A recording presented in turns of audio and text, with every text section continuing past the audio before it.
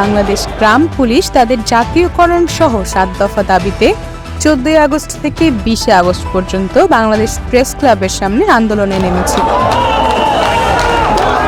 তারই পরিপ্রেক্ষিতে গতকাল 20 আগস্ট সচিবালয়ে 5 জন সমন্বয়কারী দাবি উপস্থাপন করলে সচিবালয় থেকে তাদেরকে জানানো হয় তাদের দাবি পূরণ করা হবে এবং যত দ্রুত সম্ভব তা বাস্তবায়ন করা হবে।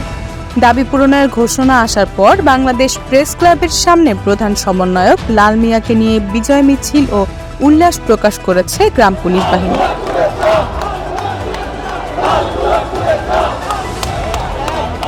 এছাড়াও তারা অন্তর্বর্তীকালীন সরকারের প্রধান উপদেষ্টাকেও ধন্যবাদ জানিয়েছে। আজ আমাদের যে দাবি মেনে নিয়েছে প্রধান উপদেষ্টাকে আমরা ধন্যবাদ জানাচ্ছি এবং 47,000 গ্রাম পুলিশের সেলিমের মুখে দুটো হাতুড়ি দিয়েছে তাকে আমরা আন্তরিকভাবে ধন্যবাদ জানাচ্ছি। আজ আমাদের গ্রাম পুলিশের পরিবার রাখি জীবনযাপন থেকে মুক্তি পেয়েছে। আমাদের গ্রাম পুলিশের ছেলেমেয়ে শিক্ষা অর্জন করতে পারবে, তাদের গন্তব্যস্থানে পৌঁছতে পারবে। এই অন্তর্বর্তী সরকারের প্রধান মাননীয় উপদেষ্টাকে আমরা সাধুবাদ জানাই, ধন্যবাদ জানাই 47,000 গ্রাম পুলিশ পক্ষ থেকে।